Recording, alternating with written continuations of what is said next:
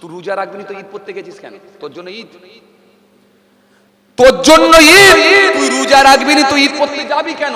এক মাস রোজা রেখেছে, দিনের বেলা সিয়াম পালন করেছে, তারাবির নামাজ পড়েছে, জোহরের নামাজ পড়েছে, আসরের নামাজ পড়েছে, মাগরিবের নামাজ পড়েছে, এশার নামাজ পড়েছে, ফজরের নামাজ পড়েছে, তারাবির নামাজ পড়েছে, সারা দিন ধরে উপোস ছিল, সিয়াম পালন করেছে, না খেয়েছিল, ভুকা অবস্থায় ছিল, ক্ষুধার্ত অবস্থায় ছিল, সিয়াম পালন করেছে, সন্ধ্যার সময় তারা ইফতার করেছে, ইফতারের আনন্দ উপভোগ করেছে, ইফতার করেছে, ফল খেয়েছে। কিন্তু কিছু মানুষ দেখবেন নামাজ পড়ে না, এরা দেখবেন তারাবিও পড়ে না, এরা দেখবেন সারা দিন ধরে রোজা রাখে না, বরং সন্ধ্যের সময়তে দেখবেন রোজাদারদের দলেতে ঢুকে গিয়ে ওরাও দেখবেন ফল খেয়ে বেরিয়ে এসেছে। কথা বলছেন না কেন? এরকম ঘটনা ঘটেনি আপনাদের দিকে? আছে। এই জন্য কিছু মানুষ দেখবেন এক মাস রোজা রেখেছে, এক মাস রোজা রেখে এক মাস রোজা করে, সারা মাস রোজা করে, তবে সে ঈদের আনন্দ উপভোগ করেছে, ঈদের দিনে ময়দানে গিয়ে ঈদের নামাজ পড়ে ঈদের আনন্দটা উপভোগ করেছে। আর একটা মানুষ বলছেন না না রোজা আমি রাখবো না, সারাদিন ধরে খাবো, ভাত খেয়েছে, মুড়ি খেয়েছে, তরকারি খেয়েছে, চা খেয়েছে, জিরু খেয়েছে, কোল্ড ড্রিঙ্কস খেয়েছে, গুটকা খেয়েছে, তেরঙ্গা খেয়েছে, বিড়ি খেয়েছে, সব রকমের চালিয়ে দিয়ে ও দেখবেন ঈদের দিনেতে গিয়ে সাদা পাঞ্জাবি পরে, সাদা পায়জামা পরে, সাদা একটা নেটের টুপি পরে, সারা গায়ে খুশবু মেরে দিয়ে দেখবেন এমন ঠাস কাতারে গিয়ে কায়দা করে দাঁড়িয়ে আছে, যেন মনে হচ্ছে 3 মাস রোজা রেখে সে দাঁড়িয়েছে। এ লোক আছে না? না কথা, হ্যাঁ।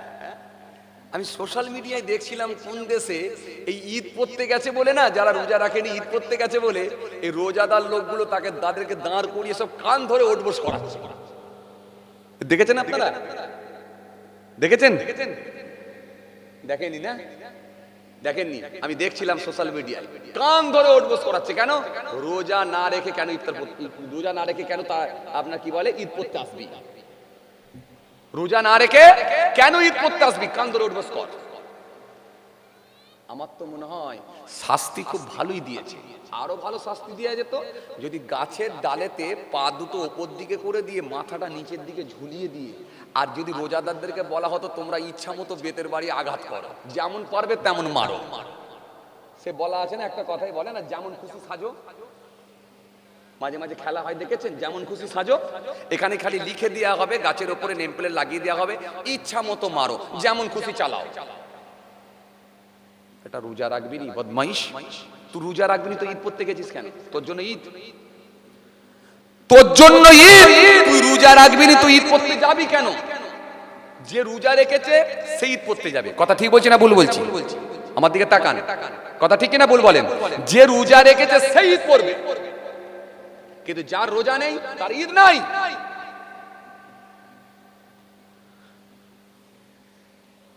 আবার মার্কেটিং করার ধুম দেখলে কি বলবেন, উফ, এমনি রোজা রাখেন আবার সেদিনে বেশি খাচ্ছে, আজকে আবার মার্কেটিং করতে যাচ্ছে। লজ্জা নাই? যে লোকটা রোজা রাখে না সে দেখবেন মার্কেটিং এমন করছে এলাকার লোককে জানিয়ে দিচ্ছে, আর যে রোজা রেখেছে তার মার্কেটিং বলে কিছুই নেই।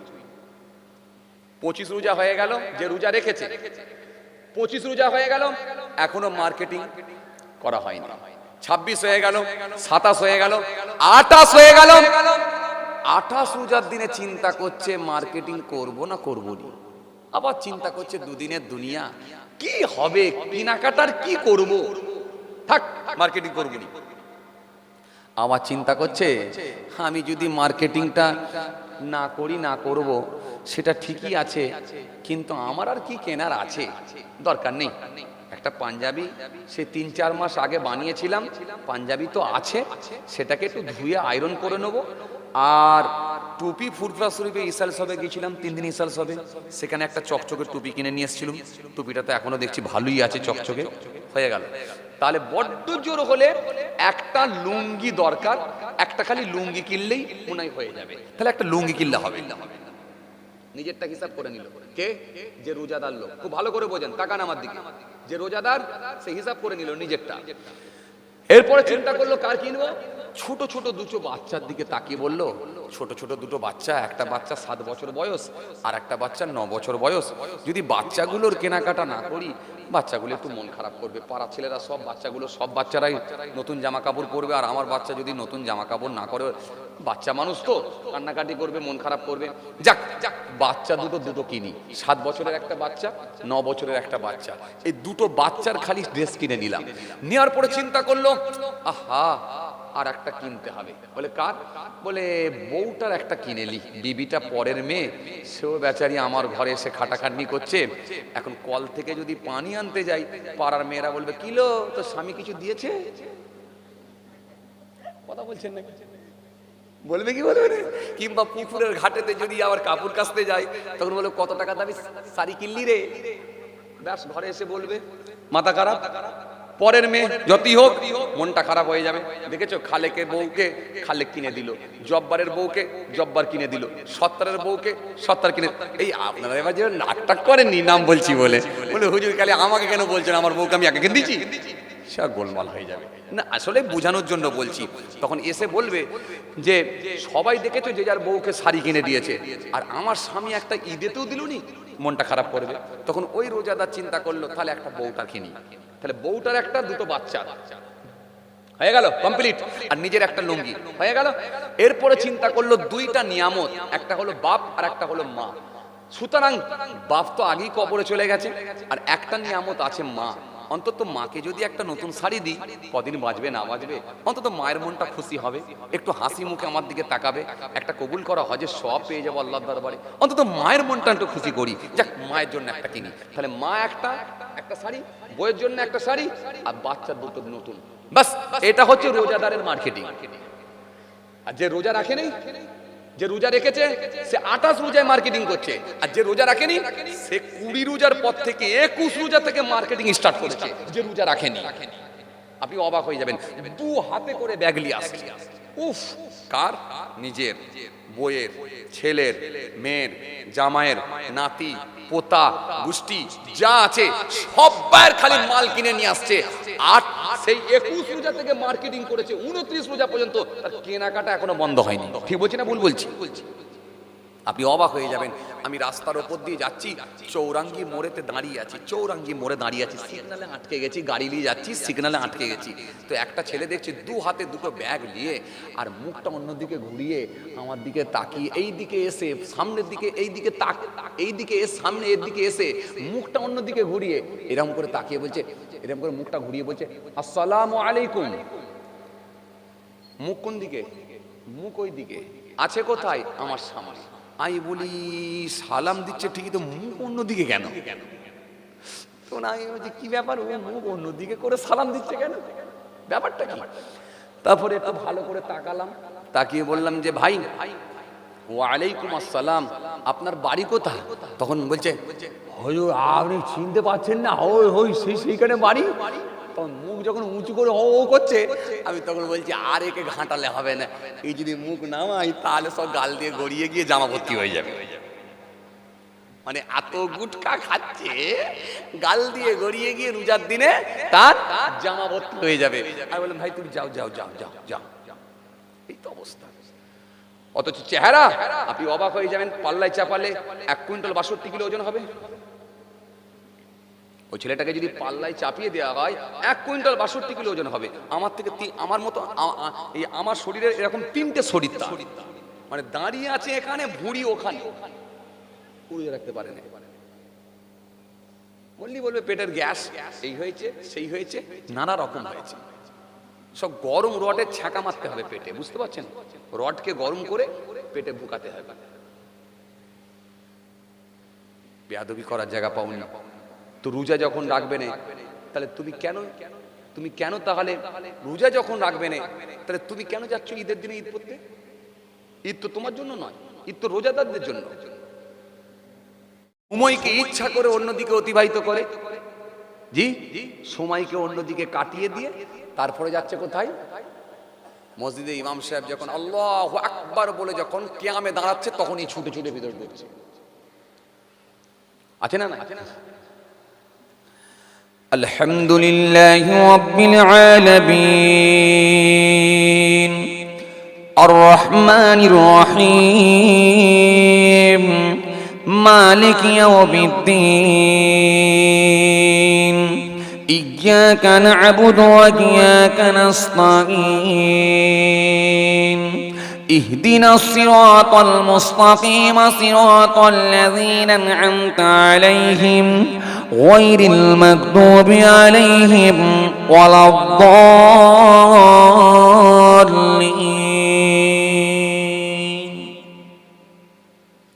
সূরা ফাতিহা শুরু করেছে, এই ধর্মর করে মসজিদের ভেতরে ঢুকে এবার আল্লাহু আকবার বলে দাঁড়িয়ে গেল। এই লোক আছে না? না কথা বলছে না, আছে না? না দু রাকাতে বেশি নামাজ পড়ে না, আবার খুতবাটা পর্যন্ত শোনে না। আপনি জোহরের নামাজ পড়েন ক রাকাত নামাজ?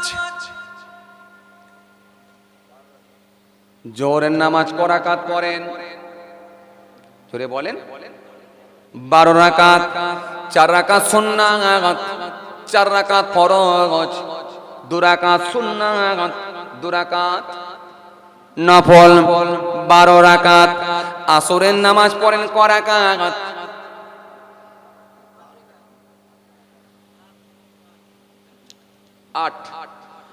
8 রাকাত। নামাজ ক রাকাত?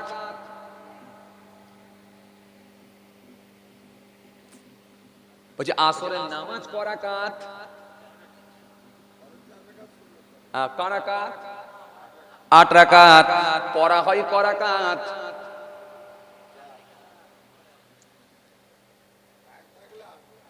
টাইম থাকলে 8 আর না হলে 4। জোহর বেলায় টাইম ছিল, ফজর বেলায় টাইম ছিল, মাগরিব বেলায় টাইম ছিল, খালি আসর বেলায়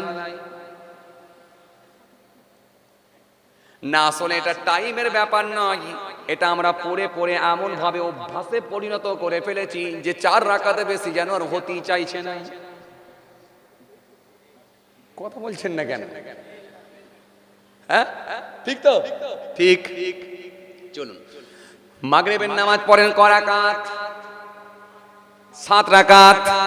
3 রাকাত ফরজ, 2 রাকাত সুন্নাত, 2 রাকাত নফল, মোট 7 রাকাত। এশার নামাজ পড়েন ক রাকাত? 17 রাকাত। 4 রাকাত সুন্নাত, 4 রাকাত ফরজ, 2 রাকাত সুন্নাত, 2 রাকাত নফল, 3 রাকাত বেতের, 2 রাকাত নফল, মোট 17 রাকাত নামাজ। কিন্তু ফজরের নামাজ পড়ি যখন আমরা ক রাকাত? 4 রাকাত। 2 রাকাত সুন্নাত, 2 রাকাত ফরজ, মোট হলো 4 রাকাত। কিন্তু সব নামাজ আমরা পড়ি, কিন্তু কয়েকটা নামাজে আমরা একটু মাইনাস করি। কয়েকটা নামাজে, ওয়াক্তের নামাজে আমরা কতগুলো ওয়াক্তের নামাজে দেখবেন আমরা মাইনাস করি। যেমন জোহরের নামাজটা আমরা ঠিকঠাক পড়ি, কিন্তু আসরের নামাজ 8 রাকাত হলে কিন্তু 4 রাকাত নামাজ আমরা পড়ি, 4 রাকাত বাদ। কেন জানেন? কেন জানেন? সুন্নত হলো 2 ধরনের, সুন্নত হলো 2 প্রকার। একটা হলো সুন্নতে মুআক্কাদা আর একটা হলো সুন্নতে গায়ের মুআক্কাদা। জোহরের নামাজে যে 4 রাকাত সুন্নত আপনি পড়েছেন, এটা হলো সুন্নতে মুআক্কাদা, ছেড়ে দিলে গুনাহ হয়। ফজরের নামাজ পড়েছিলেন 4 রাকাত নামাজ, 2 রাকাত সুন্নত, 2 রাকাত ফরজ। এই 2 রাকাত সুন্নতটা ছিল আপনার জন্য সুন্নতে মুআক্কাদা, ছেড়ে দিলে গুনাহ হবে আর পড়ে নিলে নেকি হবে। কিন্তু আসরের নামাজ পড়েছেন ক রাকাত? 4 রাকাত। আর 4 রাকাত সুন্নতটা হলো সুন্নতে গায়ের মুআক্কাদা, ছেড়ে দিলে গুনাহ হয় না, বরং পড়ে নিলে নেকি হয়। ছেড়ে দিলে গুনাহ হবে না আর পড়ে নিলে আল্লাহ নেকি দেবেন, তাকে আমার আল্লাহ বঞ্চিত করবেন না। এটা হলো আসরের নামাজ। আমরা তো এমনি শর্টে মারার চেষ্টা করি, তাই না? কথা বলে না। হ্যাঁ এই জন্য কিছু লোক আছে দেখবেন সারা বছর মসজিদে নামাজ না পড়লো কিন্তু সবে বরাতের রাতে মিস দেয় না। কথা বলছেন না কেন? ও জানে এটা হচ্ছে দোয়া কবুলের রাত, যদি এক রাত অন্তত লেগে যায়। কথা বলে না, কথা বলছেন না কেন? এক রাত যদি লেগে যায় তাহলে আর চিন্তা নেই। ও যুদ্ধের মুখে শুনেছি এই রাতটা হলো দোয়া কবুলের রাত, যদি লেগে যায় অন্তত 2-5 রাকাত থাকুক। যদি সারা বছরে যদি একেবারে নীল খাতা হয়ে আছে, অন্তত এই রাতে যদি লেগে যায় হয়তো কাজে লেগে যেতে পারে। অফারে মারতে চাই, তাই না? কিছু লোক আছে না, না শুধু অফার খুঁজে বেড়ায়। আরে কথা বলছেন না কেন? আছে না অফার, সব জায়গায় অফার, সব জায়গায় অফার। জি, চৈত্র মাসে কাপড়ের দোকানে দিচ্ছে 20% ছাড়। জি জি জি, চৈত্র মাসে চৈত্র সেল, চৈত্র মাসে দিচ্ছে সেল। হ্যাঁ, যুবক ছেলেটা বলছে দেখ আমার খেল, দিচ্ছে সেল। কথা বল, 30% ছাড়। বলে ওই জন্যই তো বলছি গেঞ্জি কিনা দরকার। চলছে সব সেল, অফার। আবার মাঝে মাঝে দেখবেন পাড়া গায়ে ঢোকে অফার, অফারের গাড়ি, বুঝেন? অফারের গাড়ি বুঝেন না?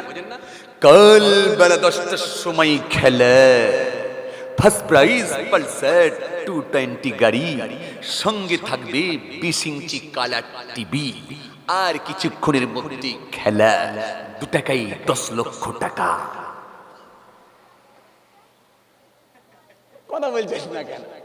যুবক ছেলেটা বলছে আমার টিকিট কাটার পালা। চলে গেল। একটা যদি মেরে দিতে পারি আর ভ্যান চালাতে হবে?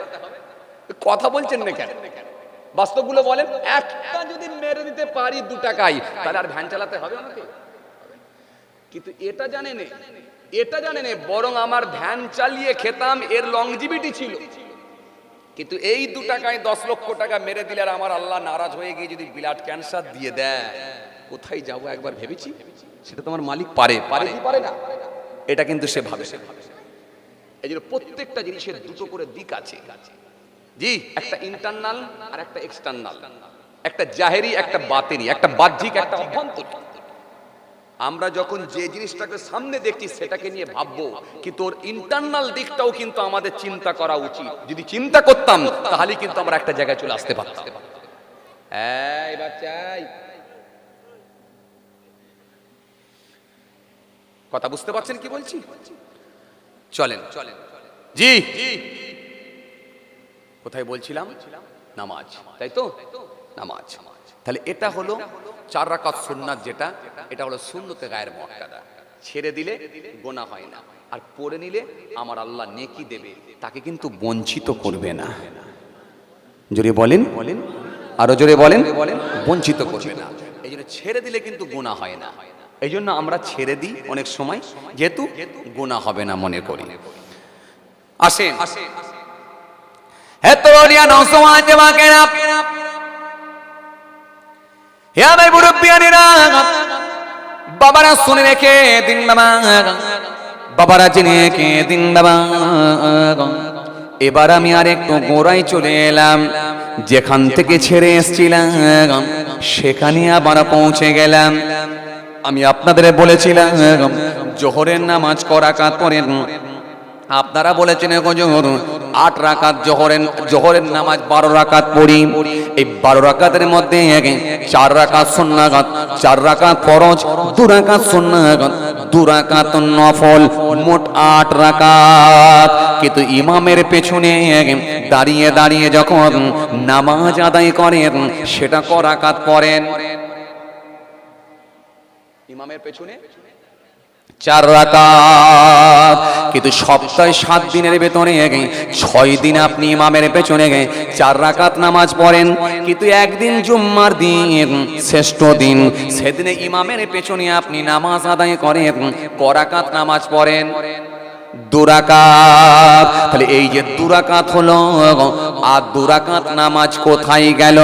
আর 2 রাকাত নামাজ হারিয়ে যায় না, বরং আমার আল্লাহ এত খুশি হয়ে যায়, এত রাজি হয়ে যায়, এত সন্তুষ্ট হয়ে যায়, এত খুশি হয়ে যায়, যখন কোনো বান্দা বসে বসে খুতবাটাকে মনোযোগ দিয়ে শ্রবণ করবে, মনোযোগ দিয়ে শুনবে, ওই খুতবা শোনার বিনিময়েতে আমার আল্লাহ খুশি হয়ে গিয়ে আর 2 রাকাত নামাজের সওয়াব আল্লাহ দিয়ে দিয়ে থাকে। বুঝা গেল? এই যে খুতবা শোনাটা হলো ওয়াজিব। যে ছেলেটা ইচ্ছাকৃতভাবে খুতবা ছেড়ে দেবে, বরং তার নেকির খাতায় নেকি হবে না, কিন্তু গুনাহ হবে। কেন? সে ওয়াজিব তরক করল, ওয়াজিব ছেড়ে দিল। কথা কিছু বুঝতে পারছেন? এই জন্য ভাইরা আমার, বন্ধুরা আমার, সাথী মহব্বতের ভাইরা, এই জন্য খুতবা শোনাটা হলো ওয়াজিব। এর 4 প্রকারের নামাজি নামাজ পড়েও কিন্তু কোনো নেকি পাবে না। তার মধ্যে 1 নম্বর, যে হচ্ছে খুতবা শুনবে না। খুব চাপ, খুব চাপ। 1 নম্বরে কি? যে খুতবা শুনবে না। নাম্বার 1, আপনাকে খুতবা শুনতে হবে। এই জন্য দেখবেন অন্য দিনে আমরা দেখবেন ইমামের পেছনে নামাজ আদায় করি, 4 রাকাত ফরজ নামাজটাই পড়ি, জোহরের নামাজ। আসরের দেখবেন 4 রাকাত ফরজ নামাজটাই আদায় করি। মাগরিবের দেখবেন 3 রাকাত নামাজটাই আমরা আদায় করি। কিন্তু এশার নামাজ দেখবেন 4 রাকাত পড়ি। এশার নামাজে আবার কিছু আমরা মাইনাস করি, মাঝে মধ্যে করি না? 4 রাকাত সুন্নতটা অনেক সময় কেটে দিই কি দিই না? কথা বলছেন না কেন? দিই। কেন বলেন তো? এটা হলো সুন্নতে গায়ের মুআক্কাদা, ছেড়ে দিলে কিন্তু গুনাহ হবে না, কেটে দিই। জি, এই জন্য ছেড়ে দিই। এশার নামাজে আমরা 4 রাকাত সুন্নতটা অনেক সময় কেটে দিই, ছেড়ে দিই। নফলটাও অনেক সময় কেটে দিই, ছেড়ে দিই। কিন্তু বাকি নামাজগুলো কিন্তু ছাড়ি না, কাটি না, কারণ ওগুলো আমাদেরকে আদায় করতেই হয়। এত রানিয়া নওজওয়ান জামাকেরা, হে ভাই মুরব্বিয়ানেরা, বাবা রাসূল রেখে দিন। বাবা, যে কথা আপনাদের বোঝাতে চাইছিলাম ভালো করে বোঝার চেষ্টা করুন। আমি শুরুতে আপনাদের সামনে একটা কথা বলেছিলাম, ধর্মকে যদি ঠিকঠাক ভাবে মেনে নেওয়া হতো, তাহলে পৃথিবীর জমিনে বান্দা কোনো আর অন্যায় কাজের সঙ্গে সম্পৃক্ত হতে পারত না। বান্দার ভেতরে আল্লাহর ভয়, বান্দার ভেতরে আল্লাহর ডর এসে যেত। কিন্তু ধর্মকে আমরা এমন ভাবে করি, ধরি মাছ না ছুঁই পানি। জুম্মার দিনে মসজিদে যাব ঠিকই, 2 রাকাতের বেশি পড়ব না। আর এলাকায় যখন মাইয়াত হয়ে যাবে, জানাজা হয়ে যাবে, একটা জানাজার নামাজও কিন্তু মিস দেব না। অথচ 1 ওয়াক্ত নামাজ আমি কিন্তু পড়ব না। সমাজে এমন কিছু মানুষ আছে কি না? জানাজার নামাজ পড়তে গিয়ে আবার কি মুড রে ভাই, পুরি সর্বনাশ। কেন? 4 মিনিট লেট হয়েছে, গড় যাচ্ছে, টাইমের জ্ঞান নেই। দেড়টাই, তাহলে টাইম দেওয়ার দরকারটা কি ছিল? 1:34 হয়ে গেল। টাইম সম্পর্কে এরা সচেতন নয়। তোমার টাইমের মূল্য নেই কি বলে অন্যজনের টাইমের মূল্য নেই নাকি? কত রকম আওয়াজ আমি নিজে কানে শুনেছি, নিজে চোখে দেখেছি। আপনাদের এলাকার সিচুয়েশন আমি বলতে পারবো না, এই এলাকায় এরকম ঘটনা ঘটে কি বলতে পারবো না, কিন্তু অন্যান্য জায়গায় ঘটে। মাত্র 4 মিনিট লেট হয়েছে, কি বড় বড় কথা, কি বড় বড় কথা। তখন আমি বুঝতে পারলাম, হ্যাঁ, আসলে বিষয় হচ্ছে কি জানেন, যে ধর্ম মানে না। ধর্ম যদি মানতো না, তার মধ্যে ওখানে একটা শিষ্টাচার এসে যেত, আদব এসে যেত। কেন? আমি জানাজার নামাজ পড়তে এসেছি, একটা লোক কবরে চলে যাচ্ছে, আহারে কবরে চলে যাচ্ছে, এই রাস্তা আমাদের সকলেরই আছে। সুতরাং এখানে এসে উঁচু আওয়াজ করে, উঁচু গলাতে, কণ্ঠ উঁচু করে, এই রকম করে আওয়াজ দিয়ে নিজেকে শের বলে পরিচয় করে দেওয়ার কোনো প্রয়োজন নেই। তোমার মধ্যে একটা শিষ্টাচার আসতো, আদব আসতো, যদি তুমি ধর্মকে মেনে নিতে। আমি ভাবলাম যে লোকটা কে এত চিল্লাচ্ছে, একবার দেখি। ভালো করে তাকিয়ে দেখছি মোচও নেই, দাঁড়িয়েও নেই। আমি বুঝতে পেরেছি তো তুই ধর্ম কতটা মানুষ বোঝে যাচ্ছে, ওই জন্যই তো তোর এরকম হাল। খালি সব জায়গায় চেঁচিয়ে আগে চলে যাবো, এই হচ্ছে ওদের অবস্থা। এ লোক আছে না না? হ্যাঁ ছেলে, এ লোক আছে না নাই? এরকম কিছু লোক আছে না নাই? বিরাট চিৎকার করবে দেখবেন জানাজার ময়দানে গিয়ে। সময়ের দাম নেই, কি দরকার ছিল টাইম দেওয়ার, কত বড় বড় কথা। কিন্তু আপনি খবর নিয়ে দেখেন ওই ছেলেটা ওই মানুষটা খবর নিয়ে দেখেন প্রত্যেক দিন 6:55 চায়ের দোকানে যাচ্ছে, রাত্রি 9:20 বাড়িতে আসছে। সেখানে গিয়ে রাজনীতির আলোচনা, এলাকার আলোচনা, এই হয়েছে সেই হয়েছে, কে লটারির টিকিট মেরে টাকা পেয়েছে, আবহাওয়া ভোট এবারে কোন দিকে যাচ্ছে, কে জিতবে কে হারবে, কার বাড়িতে চুরি হয়েছে, কার ছেলে কত ইনকাম করছে, যত রকমের আলোচনা সমালোচনা সব দেখেন চায়ের দোকানে গিয়ে হচ্ছে। সেখানে সময়ের মূল্য বলে কিছু নেই, সমস্যা নেই। কিন্তু জানাজার ময়দানে এসে 4 মিনিট লেট হয়েছে, কেন?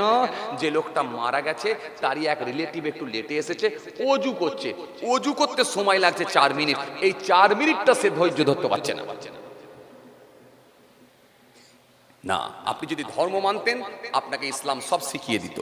আপনার মধ্যে শিষ্টাচার চলে আসবে, আপনার মধ্যে আদব আসবে, আপনার কথাবার্তার ধরন পাল্টে যাবে, আপনার লেবাস পাল্টে যাবে, আপনার খাওয়া দাওয়া পাল্টে যাবে, আপনার হাঁটা পাল্টে যাবে, আপনার কথা বলা পাল্টে যাবে, আপনার ব্যবসা করা পাল্টে যাবে। সবটাই নবিয়ানা নকশায় তৈরি হয়ে যাবে যদি আপনি ধর্ম মেনে নেন।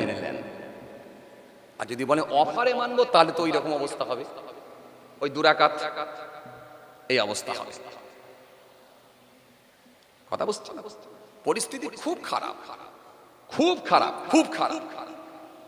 এই জন্য আপনি অবাক হয়ে যাবেন। জি, এই জন্য দেখেন আমরা এখনো পর্যন্ত ভালো হতে পারি, আপনি অবাক হয়ে যাবেন। জুম্মার দিনে যখন মসজিদে যাচ্ছেন দেখেন না গোটা মসজিদ ভর্তি মুসল্লি, দেখলে জানটা ঠান্ডা হয়ে যায়। আমরা গর্ব করে বলি ওফ, এলাকার সবাই নামাজি। ওপরে দুতলা ভর্তি হয়ে গেছে, ভিতর ভর্তি হয়ে গেছে, বারান্দা ভর্তি হয়ে গেছে, সামনে তিরপল মেলে দিয়েছে সেখানেও ভর্তি হয়ে গেছে, গোটা সব মুসল্লিতে ভর্তি হয়ে গেছে, সবাই নামাজ পড়তে এসেছে। তখন বিআইটা একটু শখ করে বলছে বিআইকে, বিআই তোমাদের এখানে তো ছেলেপুলেরা দেখছি ভালোই নামাজি গো, সবাই নামাজ পড়তে এসছে, গোটা মসজিদ ভর্তি। তখন বিআই বলছে, হ্যাঁ আমাদের পাড়ায় একটাও বেনামাজি নেই, সবাই নামাজি। কথা বলে সবাই নামাজি। তখন ওই বিআইটা আবার বলছে, মেয়ের বাপ, ওই বিআইটা আবার বলছে, বিআই একটা কথা বলবো? বলে হ্যাঁ। বলে তোমাদের এখানে বন্ধন টন্দন ঢুকেছে নাকি? বলে 100টা বাড়ির মধ্যে 90টা বাড়িতে বন্ধন ঢুকে আছে। বলে সর্বনাশ, বলো কি? এই যে বললে সবাই নামাজি। বলে ওরাই তো করছে জি। কথা বলছেন না কেন? আপনাদের এলাকায় এরকম ঘটনা ঘটেনি, অন্যান্য জায়গায় ঘটে বলে বলছে। কি বলেন আপনারা? এই এলাকায় এরকম ঘটনা ঘটেনি, তাই না? কথা বলেন না কেন? জি, এইসব এলাকায় এরকম ঘটনা ঘটেনি। এলাকা ভালো মাশাআল্লাহ। কি জি একটু হ্যাঁ না কিছু বলেন? যে তখন বিআই বলছে, বুঝতে পেরেছি, তার মানে মসজিদে যারা বন্ধনে ওরা, বলে ওরা ওরা বন্ধনে, ওরাই মসজিদে। তখন বলছে, ও বাবা, তাহলে তুই তো খিচুড়ি মার্কা হয়ে গেছে, তার মানে তো অরিজিনাল নামাজি নয়। কেন? অরিজিনাল নামাজি যদি হয়ে যায় সে তার বন্ধন করতে পারবে না, তাকে নামাজ বাঁচিয়ে দেবে, বলবে না এটা অন্যায় হচ্ছে, নামাজ তাকে দূরে রাখবে, না এটা অন্যায় হচ্ছে। তাহলে তার জুম্মা, তার নামাজ যখন থেকে বন্ধন থেকে বাঁচাতে পারলো না, তখন বুঝে নিতে হবে তার মানে অরিজিনাল নামাজি হতে পারে না, অরিজিনাল নামাজি হতে পারে না। এই জন্যই অবস্থা। 100টা লোকের ভেতরে, 100টা লোকের ভেতরে এখন 80টা লোক মিথ্যেবাদী হয়ে গেছে। কথা বলছেন না কেন? তাকান আমার দিকে। 80টা লোক মিথ্যাবাদী হয়ে গেছে। বাসে মিথ্যে কথা বলছে, ট্রেনে মিথ্যা কথা বলছে, ফোনে মিথ্যা কথা বলছে, গাড়িতে মিথ্যা কথা বলছে, বাড়িতে মিথ্যা কথা বলছে, দোকানে মিথ্যা কথা বলছে, সবজি মার্কেটে মিথ্যা কথা বলছে, সব জায়গায় মিথ্যা। লাস্টে মসজিদে গিয়েও মিথ্যা বলছে। এই কথা বলছেন না কেন? চলছে চলছে চলছে।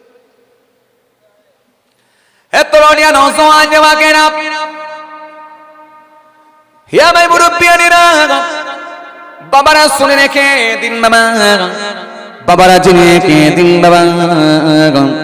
এই জন্য আমার নবী সুন্দর করে বললেন, মান তারাকাল কাযিবা ওয়া হুয়া বাতিল বুনিয়া লাহু কসরুন ফি রাবাদিল জান্নাহ ওয়া মান তারাকাল মিরাআ ওয়া হুয়া মুহিকুন বুনিয়া লাহু ফিহি ওয়াসাতিহা। আল্লাহ নবী সুন্দর করে বললেন, মান তারাকাল কাযিবা ওয়া হুয়া বাতিল বুনিয়া লাহু কসরুন ফি রাবাদিল জান্নাহ ওয়া মান তারাকাল মিরাআ ওয়া হুয়া মুহিকুন বুনিয়া লাহু ফি ওয়াসাতিহা ওয়া মান হাসানা খুলুকাহু বুনিয়া লাহু ফিহি আ'লাহা।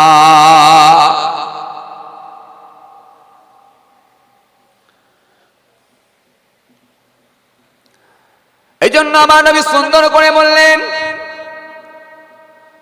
মান তারাকাল কাযিবা ওয়া হুয়া বাতিল বুনিয়া লাহু কসরুন ফি রাবাদিল জান্নাহ।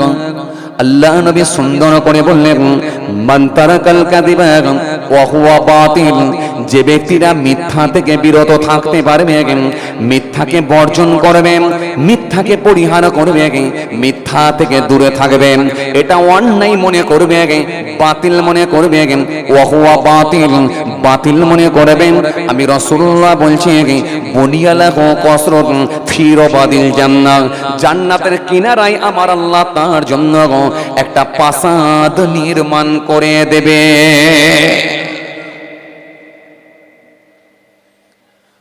জান্নাতের কিনারায় আমার আল্লাহ তার জন্য একটা প্রাসাদ নির্মাণ করে দেবে। যে ব্যক্তিরা মিথ্যা থেকে বিরত থাকতে পারবে, মিথ্যা থেকে নিজেকে বাঁচিয়ে নিতে পারবে। কে বলছে? রাসূল।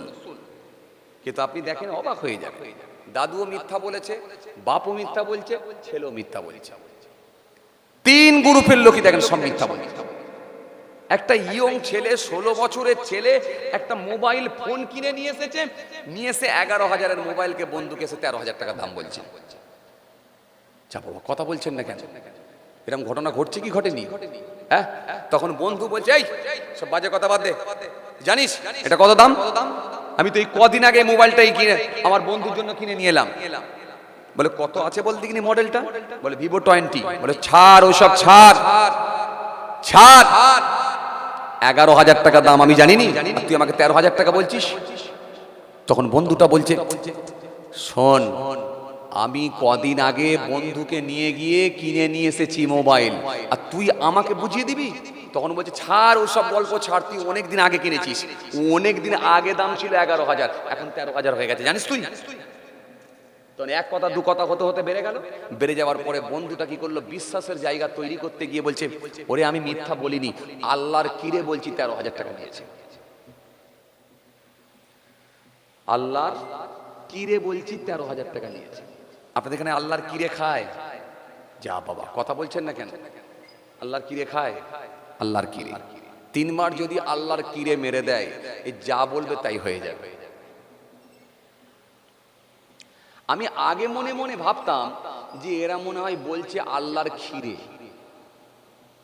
কি বললাম? আল্লাহর ক্ষীরে। ক্ষীরে মানে কি? ক্ষীরে মানে হলো শশা। শশা বোঝেন তো? যা বাবা, কথা বলছেন না কেন? শশা বোঝেন তো? হ্যাঁ, ক্ষীরে। আমি ভাবতাম যে ক্ষীরে বলছে, পরে বুঝতে পারলাম যে না, ক্ষীরে নয়, কিরে। একদিন মনে মনে ভাবলাম যে কিরে কথার অর্থ কি আসছে, কিরে কথার মানে কি। গোটা ডিকশনারি খুলে নেট সার্চ করে তোলপাড় হয়ে গেল, আজও পর্যন্ত কিরে কথার কোনো অর্থ পাওয়া যায় না। কিরে কথার কোনো মানেই হয় না, কোনো অর্থ হয় না, অথচ গোটা পৃথিবী চলছে কিরের ওপরে। কথা বলছেন না কেন? আমার দিকে তাকান। এই বুলু জামা, ওই কি খুঁজছো? খালি খুশ খুশ খুশ খুশ করছে। কতবার গুটকা খাবে? তুমি কি ভাবছো আমি দেখিনি? তাকান আমার দিকে। গোটা পৃথিবী চলছে কিরের ওপরে, সব জায়গায় কিরে। 3 বার যদি কিরে বলে দিতে পারে তো সব মাপ হয়ে যাবে। আমি তাই চিন্তা করি, আহারে এই কিরের সূচনা কোথা থেকে, শুরু হলো কোথা থেকে, এই কিরের উৎপত্তি কোথা থেকে, কে শুরু করলো, আর এর আবিষ্কারক কে, কে শুরু করলো, কে আবিষ্কার করলো। লোকটাকে যদি পেতাম, একবার দেখতাম যে হ্যাঁ তুমি একটা কথা বের করেছো যে কিরে। 3 বার কিরে মেরে দিলে সব হালালকে হারাম করে দেবে, হারামকে হালাল করে দেবে। যে 3 বার কিরে মেরে দেয়। কথা বলছেন না কেন? জি কথা বলে। একটা মাছ বিক্রেতা মাছ বিক্রি করতে গেছে, সকাল 7টার সময় টাটকা মাছের রক্ত নিয়ে বেলা 12টার সময় পচা মাছের গায়ে লাগিয়ে রেখেছে। আর কাস্টমার গিয়ে যখন বলছে ভাই এ মাছ ভালো হবে তো, কাটছি রক্ত বেরোচ্ছে, তুমি কি বলছো দেখতে পাবো চোখে? তখন টিপে বলছে আগা এরকম কেন লাগছে, ভালো হবে তো? আল্লাহর কি রে বলছি, মিথ্যা কথা বলছি? মাছ কবেকারের মাছ, 3 দিন আগেকারে বরম মারা মাছ, খালি টাটকা মাছের রক্ত ওর গায়ে লাগিয়ে রেখে দিয়েছে, দিয়ে আল্লাহর কিরে মেরে ঝেড়ে দিল।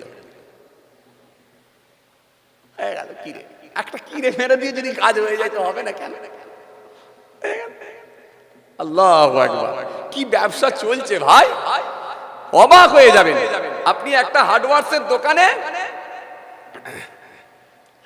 দোকানে 6,500 টাকা দিয়ে মোটা বালির দাম করে এলেন, স্যাম্পল দেখলেন, হাত দিয়ে দেখলেন করকরে বালি, হাতে লেগে আছে, হাতে যেন মরে যাচ্ছে না, এত করকরে বালি। 6,500 টাকা দাম দিয়ে এলেন, দিয়ে বললেন 1 ট্রাক্টর বালি আমার ওখানে ফেলে দাও। যখন বিকেল বেলা এসে দেখছেন একেবারে গুঁড়ো বালি, ধাস বালি আপনার বাড়ির সামনে পড়ে আছে। কথা বলছেন না কেন? জিজ্ঞাসা করলেন কি গো ভাই, দোকানদারকে ফোন করলেন, করে বলেন ভাই এটা কি অন্যায় হলো না, আমি তো মোটা বালির দাম দিয়ে এলাম, আর এই কি বলে তোমার এই তুমি ধাস বালি ফেলে দিলে। দোকানদার তখন মাথাটাকে একটু হাত দিয়ে চুলকে নিয়ে বলি, ইস এরকম কথা, আল্লাহর কিরে বলছে আমি জানিনি। কথা বলছেন না কেন? তুমি জানোনি, তোমার দোকান থেকে মাল এলো।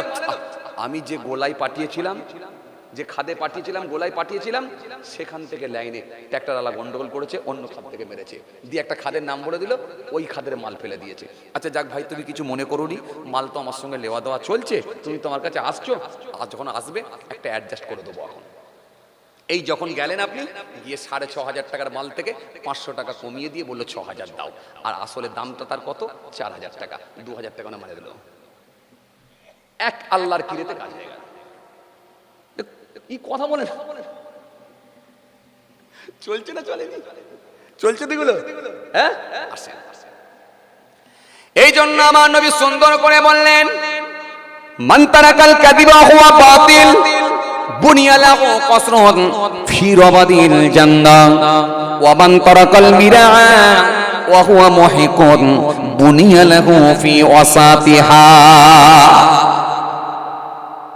নবী থেকে গোটা কতেক হাদিস বলবো, আল্লাহর কোরআন থেকে গোটা কতেক আয়াত বলবো, দিয়ে একটু শূন্যস্থানগুলো পূরণ করার চেষ্টা করব, ছিদ্রগুলো একটু পূরণ করার চেষ্টা করব, দিয়ে চলে যাব। ওয়াজ মানে যে বিরাট লম্বা কাহিনী বলতে হবে, ঘটনা বলতে হবে, এমন তেমন কিছু ব্যাপার নেই। 2-4টে কোরআনের আয়াত, 2-4টে হাদিস দিয়ে কিছু সংশোধনমূলক কথাবার্তা, ব্যাস এটাই হলো ওয়াজ।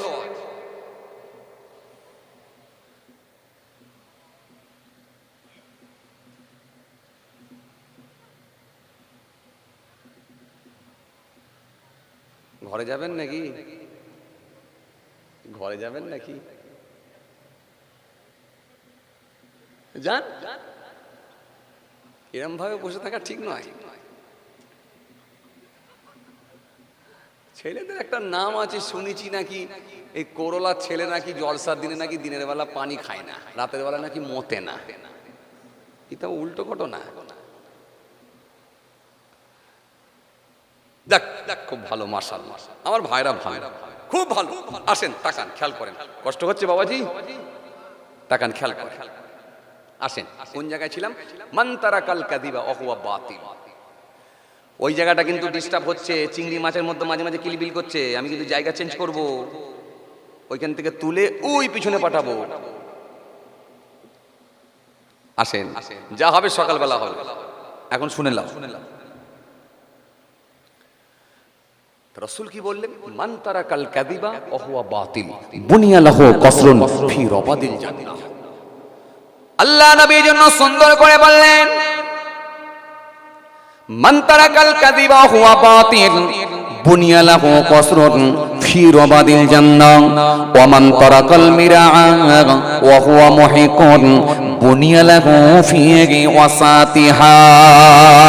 আল্লাহ নবী সুন্দর করে বললেন, মান তারাকাল কাযিবা ওয়া হুয়া বাতিল, যে ব্যক্তিরা মিথ্যা থেকে বিরত থাকবে, মিথ্যাকে বর্জন করবে, মিথ্যা থেকে দূরে থাকবে, অহুয়া বাতিল, বাতিল মনে করে, অন্যায় মনে করে, অপরাধ মনে করে, গুনার কাজ মনে করে মিথ্যা থেকে যে নিজেকে বাঁচিয়ে নিতে পারবে, আমি রাসূলুল্লাহ বলছি বুনিয়ালাহু ফি ওয়াসাতিহা, আমি রাসূলুল্লাহ বলছি বুনিয়ালাহু কসরুন ফি রাবাদিল জান্নাহ, জান্নাতের কিনারায় আমার আল্লাহ পাক তার জন্য একটা প্রাসাদ নির্মাণ করে দেবে।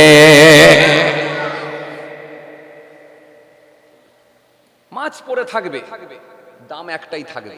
আমার এই মাছটা দেখতে পাচ্ছ, কোয়ালিটি এই আছে, দেখে নাও, চাগিয়ে নাও, বুঝে নাও, দেখে নাও, সব কিছু কমপ্লিট করো, কিন্তু 120 টাকা কিলোই লাগবে। কিছু বোঝা যাচ্ছে কথা?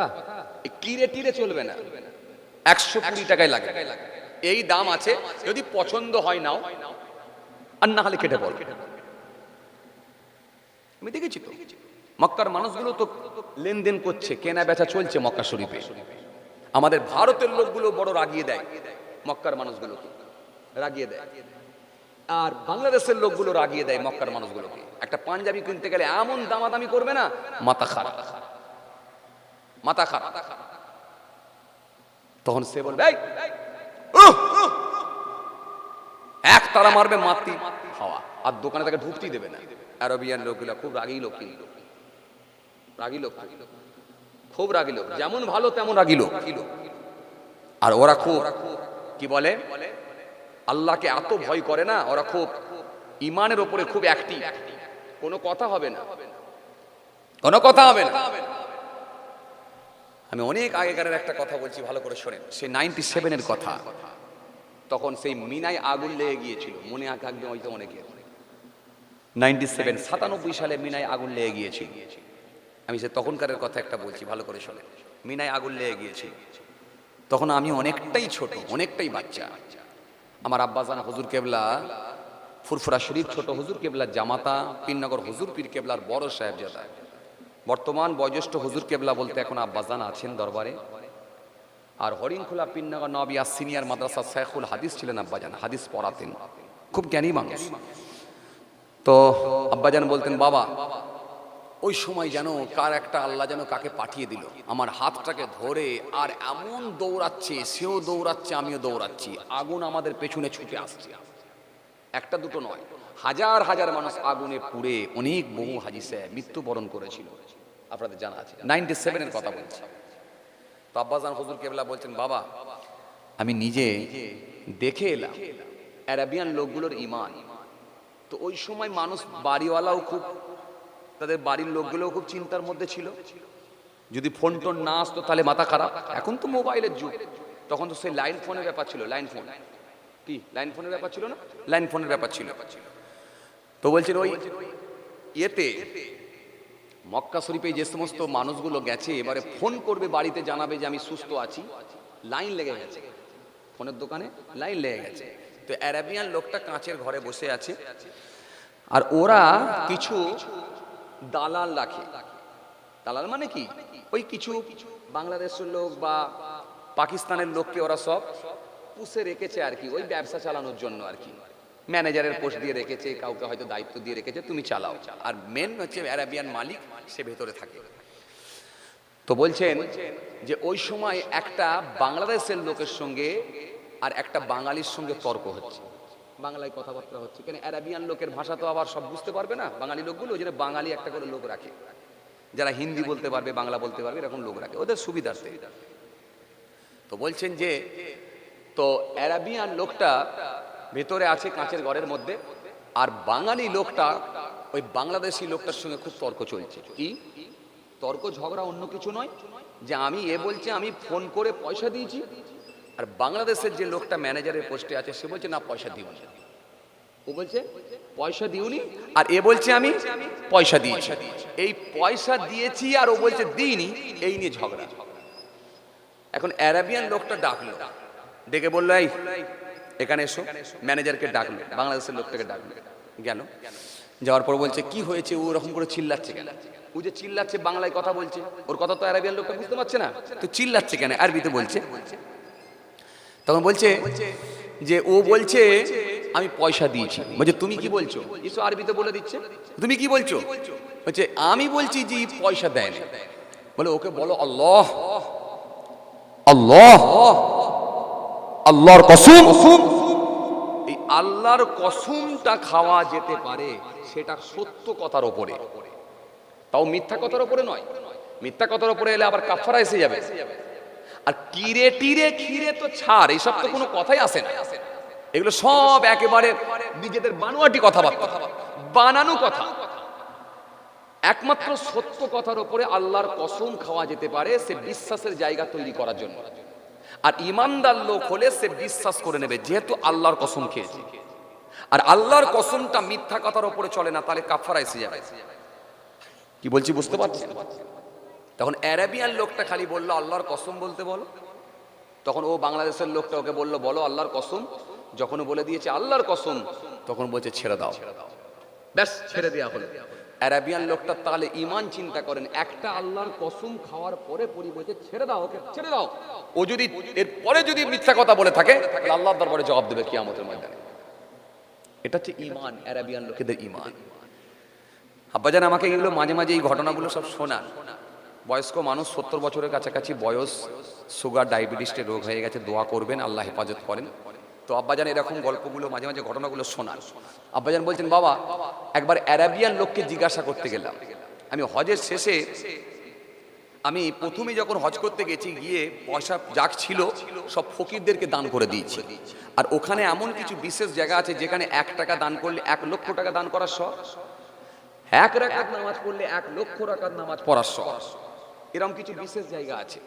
আব্বাজান বলছেন বাবা তো আমি মনে মনে ভাবলাম দ্বিতীয়বারে যখন আসবো তো সঙ্গে সঙ্গে আর পয়সা দান করে দেবো না, একেবারে হজের কাজ সম্পূর্ণ করে যেটুকু টাকা এক্সট্রা থাকবে সব দান করে দিয়ে চলে যাবো। তো এই দান করে দেবো বলে একেবারে হজের শেষে এইবারে আর কোনো ফকির পাচ্ছি না। এখন একটা আরাবিয়ান লোককে জিজ্ঞাসা করছে আইনা আজিদুল ফুকারা, ফকির কোথায় পাবো? বলছে মিন আইনা জিদ, আপনি কোথা থেকে এসেছেন? আব্বাজান বললেন বাবা আমি বললাম যে তো মানে হিন্দ, আমি ইন্ডিয়া থেকে এসেছি। যখন বলেছে আমি ইন্ডিয়া থেকে এসেছি তখন আরাবিয়ান লোকটা একটু মুচকি হাসলো, হেসে বলছে আল ফুকারা হুনা, ফকির সব আপনার দেশ থেকে এসেছিল, আপনার দেশে পালিয়ে গেছে। বলছে তখন আমি একটু লজ্জিত হয়ে গেলাম, একটু শর্মিন্দা হয়ে গেলাম। হয়ে গিয়ে আমি আর কোনো কথা বলিনি, আমি এবার হেঁটে হেঁটে চলে যাচ্ছি। তখন আরাবিয়ান লোকটা আবার ডাকছে, ডেকে বলছে হাই সাহেব শোনেন, লাইসা তারিকুস সালাহ, আমার দেশে কোনো বেনামাজি নেই আর আমার দেশে কোনো ফকিরও নেই। জোরে বলবেন না? আরে ফকির থাকবে কি করে, সেখানে তো বেনামাজি নেই। নামাজ যে পড়বে সে আবার ফকির হয় নাকি? তার রুজির দায়িত্ব তো আল্লাহ নিয়ে নেবে, তাহলে ফকির হবে কি করে? এখন বলবেন তাহলে ফকিরগুলো আসছে কোথা থেকে? ফকির আছে কোথায় জানেন? আরাবিয়ান লোকেরা ফকির নয়, ওরা কোনোদিন প্রফেশনালি ভাবে ভিক্ষার কাজ করে না। মনে রাখবেন ফকির কোথা থেকে আসে জানেন? ফকির যায় ইন্ডিয়া থেকে, বাংলাদেশ থেকে, আর পাকিস্তান থেকে। এরা কেমন ভাবে যায় জানেন? ভালো করে শোনেন। আমার দেশে যেমন ফকিররা সব ছেঁড়া ফাটা জামা পরে, আপনার কি বলে ছেঁড়া পায়জামা পরে, চুলগুলো দেখবেন এদিক ওদিক উস্কো খুস্কো হয়ে আছে, দাড়ি চুলগুলো সব শেপ নেই, এই রকম যখন ছেঁড়া চুড়ি ফাটাফুটি পোশাক পরে থলে টলে নিয়ে গেলে লোকে যে আমার কলমা শরীফে জিকির করে দিয়ে আমাকে কিছু দেন হেন তেন করে বলতে লাগলো, লোকে তাকে কিছু দান দিয়ে দিল। আর ওখানকার স্ট্যান্ডার্ড ফকির কিরকম জানেন? ওরা আগে থেকে ভিসা লাগিয়ে পাসপোর্ট করে একেবারে দালাল ধরে টাইমে গিয়ে মক্কায় পৌঁছে যাবে। মক্কায় পৌঁছে যাবে টাইমে, পৌঁছে গিয়ে ঠিক বিশেষ জায়গাগুলো যেখানে 1 টাকা দান করলে 1 লক্ষ টাকা দান করার সহ, 1 রাকাত নামাজ পড়লে 1 লক্ষ রাকাত নামাজ পড়ার সহ। কথা কিছু বুঝতে পারছেন? এই বিশেষ জায়গাগুলোতে ওরা একেবারে চকচকে ড্রেস পরে, পাঞ্জাবি, সুন্দর গোল পাঞ্জাবি পা পর্যন্ত পরে, গলায় উন্না লাগিয়ে দিয়ে, রুমাল লাগিয়ে দিয়ে, রুমালটাকে একটু খালি ফাঁকা মতো করে খালি হাজী সাহেবদের কানে কানে গিয়ে বলবে ইয়া হজ ফি সাবিলিল্লাহ। আর ফি সাবিলিল্লাহ মানে সবাই জানে যে আল্লাহ রাস্তায় কিছু দিতে বলছে। ব্যাস হাজি সাহেবদের মাথায় আছে এই জায়গায় 1 টাকা দান করলে মানে 1 লক্ষ টাকা দান করা সব, মিনিমাম 5 টাকা। 5 টাকা মানে ক টাকা? ওখানকারের 1 টাকা মানে এখানকারের বর্তমানে এখন 25 টাকা। তাহলে 1 টাকা মানে 25 টাকা। আরবের টাকা যদি 5 টাকা দেয়, 5 রিয়াল দেয়, 5 25 কত? 5 25 125। 10 টাকা দিলে কত? 250 টাকা। তাহলে একটা লোকের কাছ থেকে যদি 250 টাকা বার করতে পারে, আচ্ছা হজ যারা করতে যায় সব গরিব লোক যায় না বড় লোকেরা যায় বেশি যায়? কথা বলে না। বড় লোকেরা যায়? বড় লোক না হজ করতে যাবে কি করে? ফরজ হজ করতে গেলে খরচা, এখন বর্তমান প্রায় 5 লক্ষ টাকার উপর খরচা আছে, যেতে পারবে নাকি? তাহলে এই হাজি সাহেব যে হজ করতে গেছে তার মানে সে বড় লোক, টাকা আছে। তাহলে সে যদি ওখানে গিয়ে 10 টাকা দেয়, 250 টাকা, 20 টাকা যদি দান করে দেয়, তার মানে একজনের কাছ থেকে 500 টাকা ইনকাম। তাহলে 500 টাকা যখন ওখান থেকে একটা হাজি সাহেবের কাছ থেকে বার করতে পারলো, মুহূর্তের মধ্যে দেখা গেল তার রুমালটা ভরে গেল। রুমালটা ভরে যাওয়ার সাথে সাথে সে ভালো করে গুছিয়ে নিয়ে বাসায় চলে গেল, বাসায় গিয়ে টাকা আলাদা করে দিল। এরা কিন্তু পুলিশের চোখে ধোঁয়া দিয়ে ইনকাম করতে যায়। আর যদি পুলিশ বুঝতে পেরে যায় যে এই হচ্ছে ফকিরি কাজ করছে বা হাত পেতে টাকা চাইছে, সঙ্গে সঙ্গে পুলিশ তাকে অ্যারেস্ট করবে। কেন? ভিক্ষা করা অ্যালাউ নেই। মক্কা মদিনায় ভিক্ষা করা অ্যালাউ নেই, হাত পাতা অ্যালাউ নেই। কারণ সেখানে কোনো বেনামাজি নেই, সেখানে কোনো গরিব নেই, পয়সা কে চাইবে? কথা কিছু বুঝতে পারছেন? এই হচ্ছে আমি আপনাকে বুঝাতে চেয়েছিলাম কি ইমান বুঝাতে গিয়ে এত দূর চলে এসেছিলাম। চলেন আমি আবার যেখান থেকে ছেড়ে এলাম সেই দিকে যাচ্ছি। কোথায়? মিথ্যা নিয়ে আলোচনা করছিলাম, তাই তো? আর তার আগে বলছিলাম 4 প্রকারের নামাজি, তার মধ্যে 1 প্রকার হয়েছিল, এখনো 3টে বাকি আছে। 3টে বাকি আছে, তাই তো? ওই 3টেটা কমপ্লিট করতে হবে। আর এখানে মিথ্যা নিয়ে একটা হাদিস বলেছিলাম, বলে একটু আলোচনা করছিলাম। চলুন এরপরে আলোচনা কি বলছে আমার নবী দেখে নি। হ্যাঁ তরুণিয়া নওজওয়ান জামাকিনা, ও আল্লাহ 1:30টার কাছাকাছি হয়ে গেছে গো। না ছেড়ে দি, এই আর নয়, না অনেক রাত হয়ে গেছে।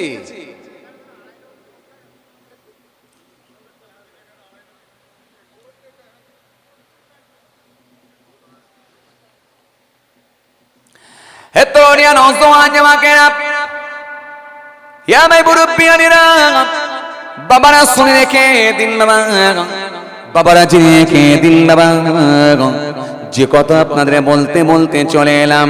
তাহলে রাসূল বললেন মিথ্যা থেকে যদি বাঁচিয়ে নিতে পারো, বেঁচে যেতে পারো, সব জায়গায় যদি সত্য বলায় অভ্যস্ত হয়ে যাও, তাহলে আমি রাসূল বলছি সুন্দর করে আবার নবী বললেন বুনিয়ালাহু কসরুন ফি রাবাদিল জান্নাহ, জান্নাতের কিনারায় আমার আল্লাহ পাক তার জন্য একটা প্রাসাদ নির্মাণ করে দেবে। এখন তো কোম্পানি কারিগর সেও বলছে মিথ্যা। কথা বলেন কেন? কোম্পানি টাকা নিয়ে এসে কারিগরকে যখন পেমেন্ট করতে যাই মন খারাপ, কি হলো দাদা এই টাকা এই সপ্তাহটা একটু ম্যানেজ করে এলে, আমি কলকাতা গেছিলাম পেমেন্ট পাইনি। কেন? টাকা দিতে মন চাইনি। কথা বলছেন না কেন?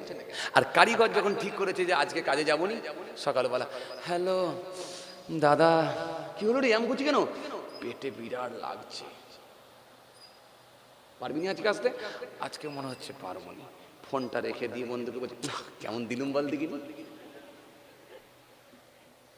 লোক আছে না? না কথা বলছেন না কেন? আছে না? না কাঁচা মিথ্যা কথা বলে, কাঁচা মিথ্যা কথা বলে এ লোক আছে। আপনাকে আমি কি বলেছিলাম? দাদুও মিথ্যা, বাপও মিথ্যা, ছেলেও মিথ্যা, ছেলেও মিথ্যা, সব মিথ্যা। একটা হার্ডওয়ার্সের দোকান থেকে আপনি 65,000 টাকার মাল কিনেছেন, 50,000 টাকা বুক ফুলিয়ে জমা দিয়ে দিলেন। যেই জমা দিলেন দোকানদার ভাবলো তাহলে পার্টি ভালোই আছে। কথা বলছেন না কেন? 50,000 টাকা জমা দিয়ে দোকানদারকে বলেন ভাই এই 15,000 টাকা কিন্তু আমি এখন দিতে পারবো না, বলি লিখছি, দিন 15 পরে দেবো। কেন? এই 15 তারিখে, আজকে মাসের 1 তারিখ, 15 তারিখে আমার ছেলে দিল্লিতে থাকে, টাকা পাঠাবে, মাসের 15 তারিখে টাকা পাঠাই, আমি তোমাকে 16 তারিখে সে টাকা দিয়ে যাবো। 16 তারিখে সকালবেলায় টাকা দিয়ে যাবো। বাপ একটা, জবান একটা, কথা একটা। এই যাদের দেখবেন এরকম লম্বা চওড়া কথাবার্তা, তখন বুঝতে পারবেন এরাই হচ্ছে সব থেকে ধোঁকাবাজ, সব থেকে চিটিংবাজ। আপনারা জানেন আমি একটা মসজিদ করছি, আল্লাহ করাচ্ছেন, আলহামদুলিল্লাহ মসজিদ কমপ্লিট হয়ে গেছে। তো আর অল্প স্বল্প কিছু কাজ আছে, গ্লাসের কাজটা আছে, আর ওই কি বলে রঙের কাজটা বাকি আছে। দোয়া করবেন আল্লাহ যেন করিয়ে নেন। তো রোজার মাসে মনে মনে ভাবলাম যে এক ট্রাক্টর বালি নিয়ে ভেতরের কিছু কাজগুলো আছে, টুকটাকগুলো যেগুলো আছে ওগুলো আমি কমপ্লিট করে দিই। তো বালিওয়ালাকে ফোন করলাম, আসসালামু আলাইকুম। ওয়ালাইকুম আসসালাম। ভাই আমাকে এক ট্রাক্টর বালি দিতে হবে। হুজুর আজকে তো বালি দিতে পারবো না, তাহলে কাল সকালে আপনার মিস্ত্রি লাগার আগে বালি পৌঁছে যাবে। ভালো কথা, ভালো কথা। সকাল হয়ে গেল, মিস্ত্রি কি খবর, বালি নেমেছে? ভাইজান কই? 10টা বাজছে। কই গো বালি নামে না? কই বালি? 8টা হয়ে গেল, 9টা, 10টা, 11টা, 12টা, এখনো বালি নেই।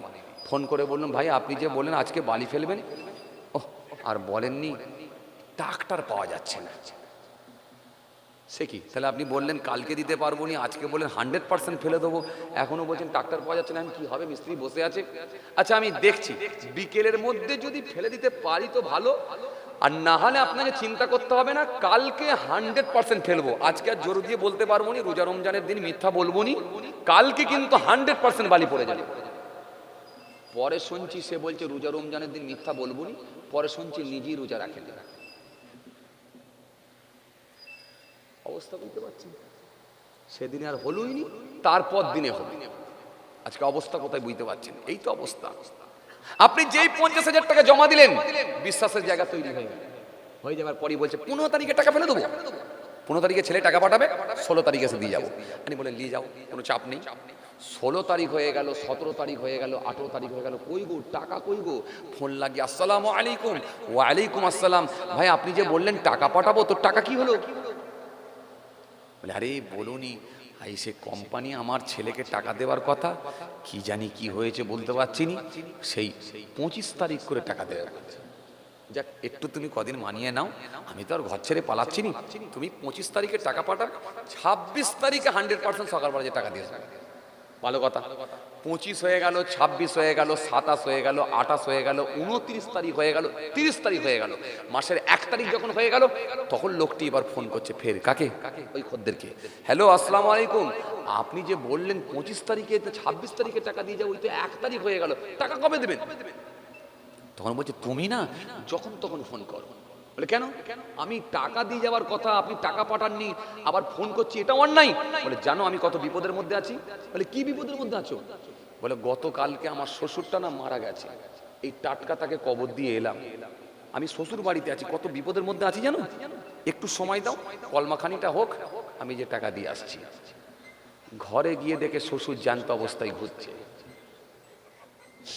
শ্বশুরও যদি জানতে পারে যে জামাই পয়সা দেবে না বলে আমার নামে মিথ্যা চালিয়ে দিচ্ছে মরে গেছে বলে, তখন শ্বশুর বলবে তোর মতো জামাই আমার কোনোদিন লাগবে না, পুরো ডিলিট করে দে, কোনোদিন আমার ঘরে আসবি নি, পাঠালে মেয়েকে পাঠাবি, তুই কোনোদিন আসবি নি। শ্বশুরও বলবে তোর মতো জামাই লাগবে না। আজকে অবস্থা বুঝতে পারছেন? কাঁচা কাঁচা মিথ্যা বলছে, খালি যদি পয়সা না দিতে হয়। এক একটা লোক দেখবেন এই জন্য ধার খেয়ে দেখবেন কোথাও 3,000, কোথাও 2,000, কোথাও 2,500 টাকা সব ফের সব জায়গায় পড়ে আছে, দেখবেন পয়সা দেয় না। পয়সা দেয় কেন? দোকানদারকে পয়সা চাইতে হবে কেন?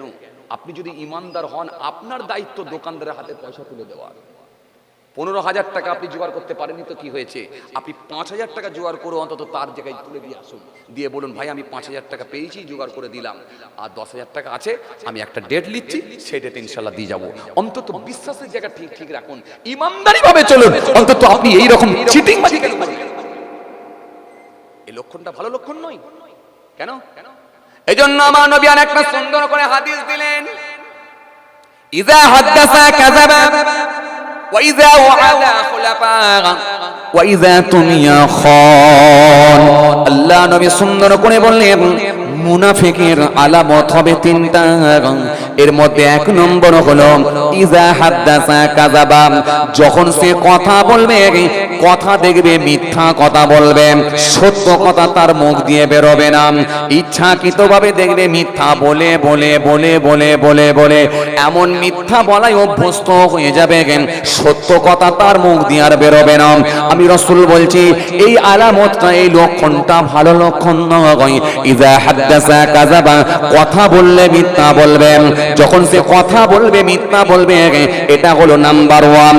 ওয়া ইযা ওয়াদা আখলাফা, ওয়াদা দিলে পূরণ করবে না, খালি ডেট নেবে, খালি তারিখ নেবে, ডেট নেবে।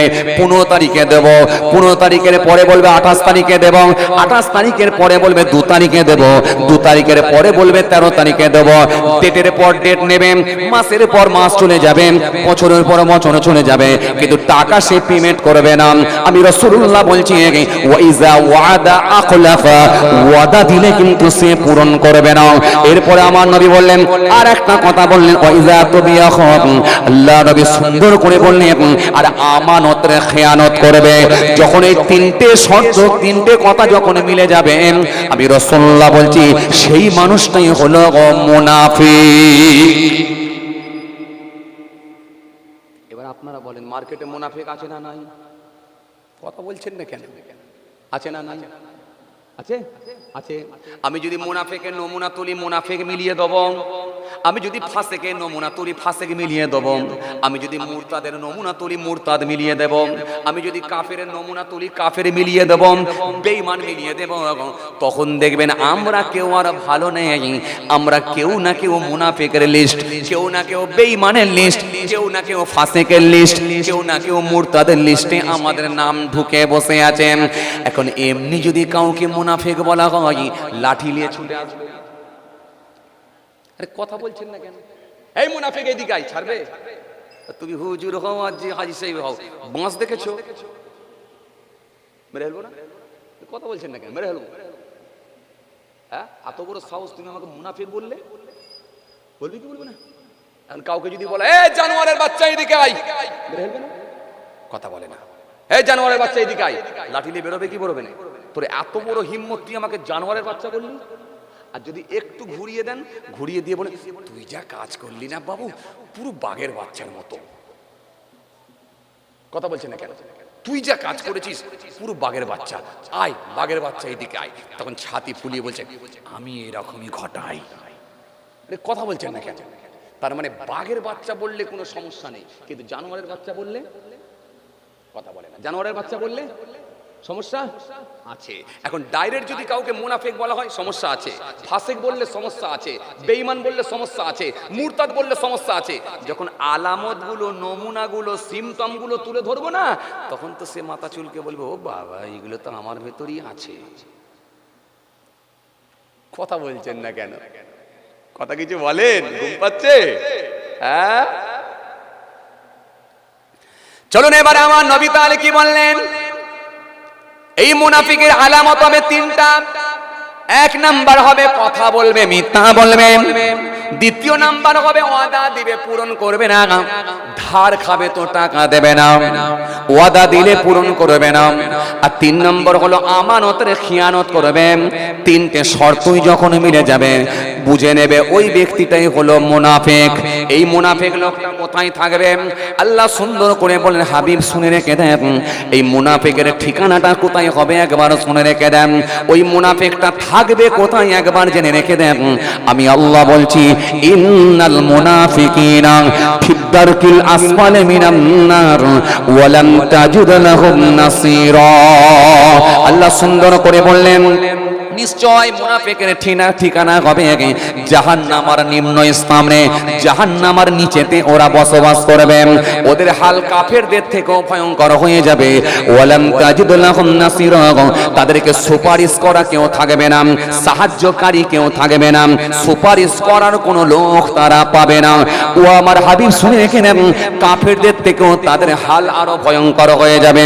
এই জন্য মুনাফিকদেরকে আমার আল্লাহ ছাড়বেন না। আর ইসলামের যত সবথেকে বেশি যারা ক্ষতি করেছে তারাই হলো মুনাফিক। ডোজ কি করা হয়ে যাচ্ছে? কথাবার্তা বলছেন না কেন? চুপচাপ হয়ে গেলেন দেখছি। হ্যাঁ কি গো ভাই, ডোজ করা হয়ে যাচ্ছে নাকি? চলেন এবারে আমার নবী তারপরে কি বললেন দেখি। আমি একটা হাদিসকে সামনে রেখে এত দূর চলে এসেছিলাম। মান তারাকাল কাযিবা হুয়া বাতিল বুনিয়া লাহু কসরুন ফি রাবাদিল জান্নাহ। রাসূল বললেন মিথ্যা থেকে যদি বেঁচে যেতে পারো, জান্নাতের কিনারায় তোমার জন্য আবার আল্লাহ একটা প্রাসাদ নির্মাণ করে দেবেন। এরপরে আমার নবী কি বললেন, ওয়া মান তারাকাল মিরাআ ওয়া হুয়া মুহিকুন বুনিয়া লাহু ফি ওয়াসাতিহা। আল্লাহ নবী সুন্দর করে বললেন, ওয়া মান তারাকাল মিরাআ ওয়া হুয়া মুহিকুন, যে ব্যক্তি ঝগড়া থেকে বিরত থাকবে, ঝগড়াকে পরিহার করবে, ঝগড়া থেকে নিজেকে বাঁচিয়ে নিতে পারবেন, ওয়া হুয়া মুহিকুন, সেটা যদি ন্যায্য হয়, সেটা যদি ন্যায়ের ওপরে হয়, সেটা যদি ন্যায়ের ওপরে হয়, ন্যায্য হয়, ন্যায্য হলেও কিন্তু সে ঝগড়া করবে না, সে আল্লাহর উপরে ছেড়ে দেবে, আল্লাহর উপরে ছেড়ে দিয়ে সবর করে নেবে।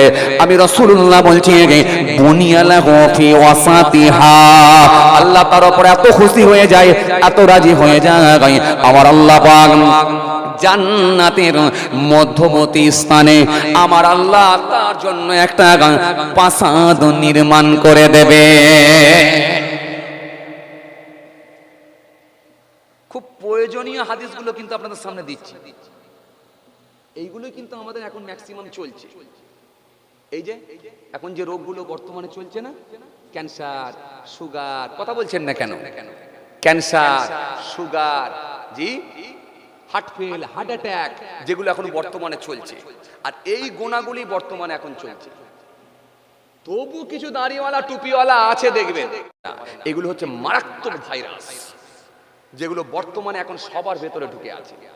কি ঠেলাওয়ালা, কি মূলওয়ালা, কি পীর সাহেব, কি হুজুর সাহেব, কি ইমাম সাহেব, কি হাফেজ সাহেব, যাই হোক না কেন, ভেতরে গিয়ে দেখবেন অহংকার ভেতরে ঢুকে আছে, পরিপূর্ণতার ভেতরে অহংকার আছে, পরিপূর্ণতার ভেতরে হিংসা আছে। আপনি অবাক হয়ে যাবেন, এত হিংসা, এক হুজুর আর এক হুজুরকে ছাড়ে না। আরে কথা বলছেন না কেন? এক হুজুর আর এক হুজুরকে ছাড়ে না, এক বক্তা আর এক বক্তাকে ছাড়ে না। তাদের মধ্যে একটাই চিন্তাধারা, ওকে যদি যে কোনো ভাবে বসাতে পারি, যদি ডুবিয়ে দিতে পারি, তাহলে আমি উঠে যাব। আরে ওঠানোর মালিককে আল্লাহ, ডোবানোর মালিককে আল্লাহ। যদি এই জিনিসটা বিশ্বাস করে নিতাম, তাহলে আমাদের আর এই চিন্তা থাকতো না। কিন্তু আমাদের মধ্যে এমন হিংসা ঢুকে আছে, একজনের উন্নতি দেখলে আরেকজন সহ্য করতে পারিনি, অথচ নিজেকে নামাজি, দাড়িওয়ালা, টুপিওয়ালা, জুব্বাওয়ালা বলে দাবি করছি। কিন্তু ভাইরাস তো ঢুকে আছে, ভাইরাস তো ঢুকে আছে। কি বলছেন আপনি? তাহাজ্জুদের নামাজ পড়লো ধরা খাবে, বললে বলবেন হুজুর তাহলে আর কি পড়বে?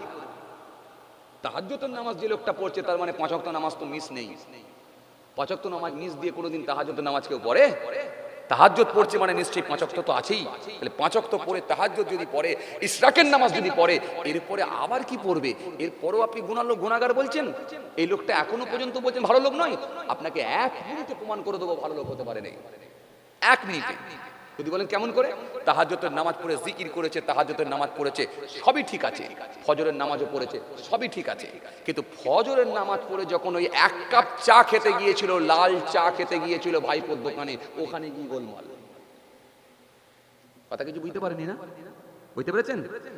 যখন ওই চায়ের দোকানে গিয়ে টুলের উপরে বসেছিল, পাশের আর একটা বুড়ো লোক, ও পাড়ার বুড়ো লোক, ও পাড়ার একজন বুড়ো লোক, বয়স্ক লোক, সেও এসে বসেছিল। তখন দুজন মিলে একসঙ্গে চা খাচ্ছে, হঠাৎ এক ট্রাক্টর বালি আপনাদের করোলার দিকে ঢুকে গেছে। যখন করোলার দিকে বালির গাড়িটা ঢুকেছে, তখন ওই যে তাহাজ্জুদের পান্নেওয়ালা ওই লোকটাই তখন দাঁড়িটা একটু চুলকে নিয়ে বলছে, ভাই এই ট্রাক্টরের বালি কার ঢুকলো গো? কথা বলছেন না কেন? তখন ওই পাশের লোকটা বলছে, এটা তো মনে হয় জব্বারের ছেলে ঢুকেছে। এখানে যদি জব্বার ভাই যদি কেউ থাকে, যেন রাগটা করেনি ভাই, হুজুর সবাইকে ছেড়ে ছুড়ে দিয়ে আমাকে কেন টানছে? না, আমি জাস্ট বোঝানোর জন্য বলছি। তখন পাশের লোকটা বলছে জব্বারের ছেলে ঢুকেছে। যখন বলেছে জব্বারের ছেলে ঢুকেছে, জব্বারের ছেলে ঢুকেছে, তখন জব্বারের ছেলে ঢুকেছে, তখন এই লোকটা যে তাহাজ্জুদের নামাজ পড়ে সে আবার মাথা চুলকে বলছে, বালি ঢুকেছে তাহলে মনে হয় বাড়ি টাড়ি করবে নাকি। অথচ ৭৫ উপরে বয়স, এখনো খোঁজ খবর ঠিক রাখছে, কথা বলে না। ৭৫ উপরে বয়স, এখনো খোঁজ খবর ঠিক রাখছে, বাড়ি টাড়ি করবে নাকি। তখন পাশের লোকটা বলছে, মনে হয় বাড়ি টাড়ি করবে, হলে হতে পারে, ৩ দিন আগে দেখলাম আমিন নিয়ে সে জায়গা মাপ হচ্ছিল, তার মনে মনে ঘর করবে বলেই বালি ফেলেছে। তখন এই লোকটা যে তাহাজ্জুদের নামাজ পড়ে আবার একটু মাথাটা চুলকে নিয়ে বলছে, কদিন আগে দেখলাম একটা কালো কালারের সুন্দর নতুন মোটরসাইকেল নিয়ে এমাতা ওমাতা করছিল না। বলে হ্যাঁ ওটাও তো কিনেছি। বাবা ওইটা ওর? বলে হ্যাঁ। জব্বারের তো তাহলে কপাল খুলে গেছে গো। বলে হ্যাঁ, বাড়ি করছে, গাড়ি কিনেছে। আচ্ছা ছেলেটা কোথায় থাকে বলো দেখিনি। বলে ও তো আগে কোথা থাকতো জানিনি, তো এখন ও চলে গেছে পাঞ্জাবে থাকে। বলে ও কমাস আছে ওখানে? বলে বেশি দিন নয়, ৬-৭ মাস গেছে। বাবা ৬-৭ মাসে গাড়ি কিনা হয়ে গেল, ফের বাড়ি কেনার জন্য মাল ফেলছে। দেখো আবার কি করেছে। কিছু কথা বুঝতে পারছি না আমার, খুব হালকা হালকা কথা, কিন্তু ছোট ছোট কথা। দেখো আবার কি করেছে। এই দেখো আবার করেছে কি বলে যখন শূন্যস্থান, এই আপনার কি বলে ফুল স্টপ যখন মেরে দিল, তার মানে কি হলো জানেন? হলো হচ্ছে একটাই জিনিস, সেটা কি, ওই যে একটার বালি ঢুকেছে, তার মানে এর গোটা শরীরে এবারে কিন্তু অ্যালার্জি ফুটছে। কেন? একটার বালি ঢুকেছে মানে মাথা খারাপ। আমার ছেলে পারেনি, ওর ছেলে পাচ্ছে। তার মানে এই যে একটার বালি ঢুকেছে, অ্যালার্জি ধরে গেছে। এরপরে আবার রডের গাড়ি ঢুকবে, সিমেন্টের গাড়ি ঢুকবে, স্টোন চিপের গাড়ি ঢুকবে, ইটের গাড়ি ঢুকবে, বালির গাড়ি ঢুকবে। তাহলে ওই লোকটা কি মেনে নিতে পারবে বলে মনে হয়? পারবে? যখন ওর সামনে দিয়ে যাবে মেনে নিতে পারবে? গোটা শরীরে অ্যালার্জি ফুটে যাবে না? পুরো চুলকাবে না? যখন গোটা শরীরে চুলকাচ্ছে তখন ভাববেন ওই লোকটা হচ্ছে মারাত্মক হিংসুক লোক, কারণ অন্যজনের উন্নয়নটা মেনে নিতে পারে না, সহ্য করতে পারে না। এর বয়স হলে কি হবে? ভেতর থেকে হিংসা এখনো যায় না, আর হিংসা যদি ভিতরে ঢুকে থাকে কি হবে? নবী ডোজটা দিয়ে গেল, শুনে রেখে দেন। রাসূল বললেন, শোনো, ইয়াকুমুল হাসাদা ফা ইন্নাল হাসাদা ইয়াকুলুল হাসানা কামা তাকুলুন নারুল হাতাব। নবী বললেন, তোমরা হিংসা থেকে বিরত থাকো, হিংসা থেকে পরহেজ করো, হিংসা থেকে বেঁচে থাকো, কারণ আমি রাসূল বলছি আগুন যেমন কাঠকে খেয়ে নেয়, হিংসা তেমন আমলকে খেয়ে নেয়। তাহাজ্জুদের নামাজ কি হবে এবার বলো? আরে কথা বলেন না কেন আপনারা? তাহাজ্জুদের নামাজ কি হবে? কাজ হবে কিছু? কাজ? চাস্তের নামাজ কাজ? কেন? তো আমল সব খেয়ে নিয়েছে। এত সহজ, এত সহজ। কে বলছে আপনাকে? এই জায়গা থেকে কিন্তু এখনো আমরা বেঁচে উঠতে পারিনি, হিংসা থেকে বাঁচতে পারিনি। মাচায় বসে আছে কেউ, একটা মোটরসাইকেল নিয়ে এসে ঢুকেছে, তখন বলছে রে সেই যে বিয়ে হয়েছিল এখন মনে হয় মোটরসাইকেল ঢুকলো, চালু হয়ে গেল। অথচ দেখা যাচ্ছে তার মামাতো ভাই মোটরসাইকেলটা নিয়ে এসেছে, মামাতো ভাইয়ের গাড়ি ফুপুর বাড়িতে এসেছে, আর বলছে ওই যে ফুতো ভাই সে বিয়ে করেছিল, হয়ে গেল দিন 20 হয়ে গেল, এখন মোটরসাইকেল ঢুকেছে। কেন? তখন নিয়ে গেলে লোকে খারাপ বলবে, ওই জন্য আস্তে আস্তে নিচ্ছে। মাচায় বসে চালু হয়ে গেল, একটা শুকনো গুনাহ করে ফেললেন। কেন করবেন আপনি? আপনি জানেন? হ্যাঁ জানেন আপনি? আল্লাহ যেন কোরআন শরীফের মধ্যে স্পষ্ট ঘোষণা দিয়ে বললেন, তোমরা মানুষের পিছনে ধারণা পর্যন্ত করবে না, মানুষের পিছনে ধারণা করো না। ধারণা করাটাও হলো গুনার কাজ, পাপের কাজ। তোমার ধারণা মিলতে নাও পারে, এই জন্য মানুষের উপরে তুমি ধারণা করতে যেও না। যে কথা জানো না, যে কথা বোঝো না, সে কথা লোকের সামনে বলো না। মিথ্যেবাদী হওয়ার জন্য এতটাই যথেষ্ট, যেটা যাচাই বাছাই না করে অন্যজনের কানে পৌঁছে দেয়, মিথ্যেবাদী হওয়ার জন্য এতটাই যথেষ্ট। তো সহজ নয়। চলেন আমি পরের লাইনটা যে আলোচনা করছিলাম, আমার নবী সুন্দর করে বললেন, ওমান তারাকাল মিরাগ ওয়া হুয়া মুহিকুন বুনিয়া লাহু ফি ওয়াসাতিহা। আল্লাহ নবী বললেন, দ্বিতীয় নাম্বার, 2 নাম্বার হলো, যদি কোনো ব্যক্তি পৃথিবীর জমিনে ঝগড়া থেকে বিরত থাকতে পারে। অনেক টাইম হয়ে যাচ্ছে না?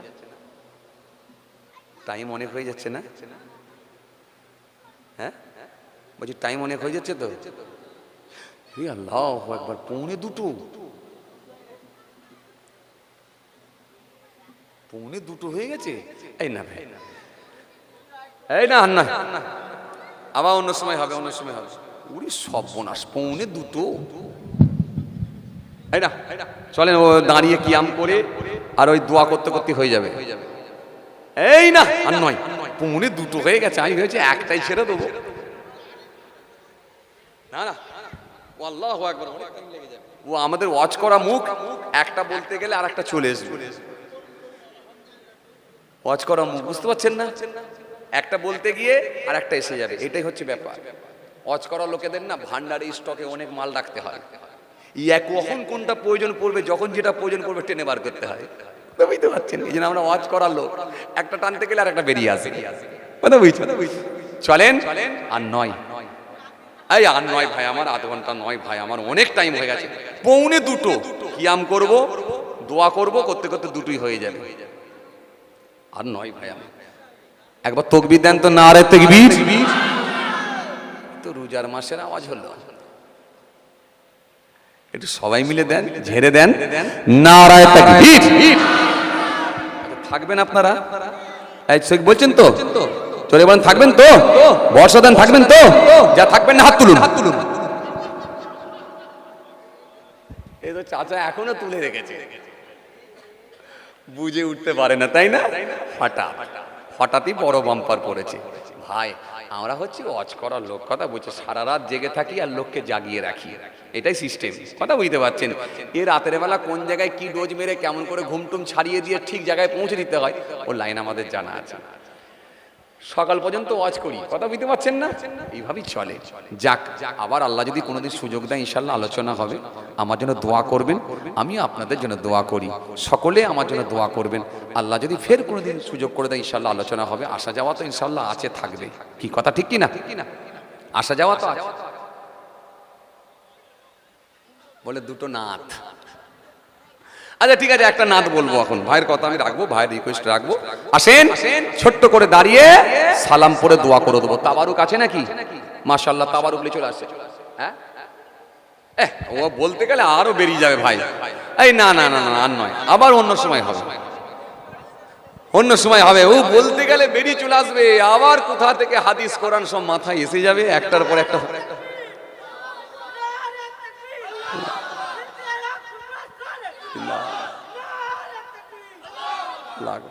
ব্যাস কমপ্লিট, ব্যাস এক তাকবীর দিয়ে দিলে মানে হুজুর আর পালাতে পারবে না।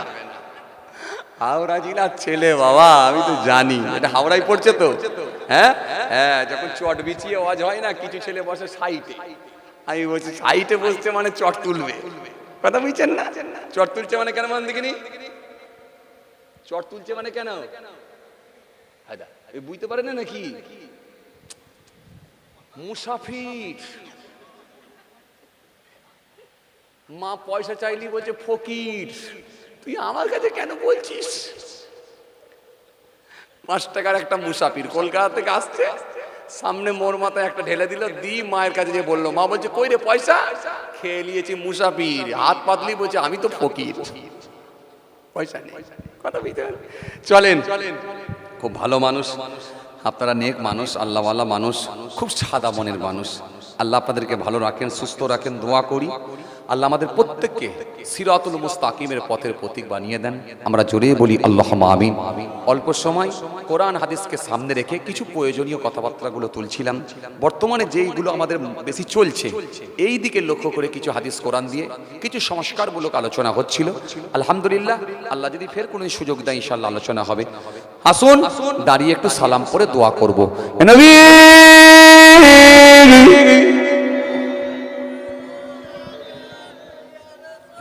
সালাম আলাইকা, ইয়া হাবিব সালাম আলাইকা, সালাওয়াতুল্লাহ আলাইকা। আজ হে ঈদে মুবারক, আজ হে রোজে মুসররত, আজ হে ওয়াক্তে बिलादात आज है मिला देखा ज़रात या नबी सलाम या रसूल सलाम अलैका या हबीब सलाम अलैका सलावतुल्लाह अलैका या नबी सलाम लो आमान या रसूल सलाम लो आमादेरम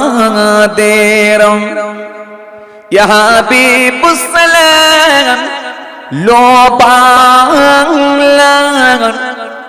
मोरा जे सबाई गुनाहगार या नबी सलाम अलैका या रसूल सलाम अलैका या हबीब सलाम अलैका सलावतुल्लाह अलैका मैं मुझसे मदीने हे वाले हे से हसमी हे वाले मीम से मेरा वाले दाल से दीदार वाले या नबी सलाम या रसूल सलाम अलैका या हबीब सलाम अलैका सलावतुल्लाह अलैका আমায় নবীর আব্বা জান আবদুল্লাহ আমায় নবীর আম্মা জান আমেনা আমায় নবীর দুলমা হালিমা আমায় নবীর রওজা মদিনা ইয়া নবী সাল্লাল্লাহু আলাইহি ইয়া রাসূল সাল্লাল্লাহু আলাইহি ইয়া হাবিব সাল্লাল্লাহু আলাইহি সালাওয়াতুল্লাহ আলাইকা সকলে বসেন ইয়া রাসূল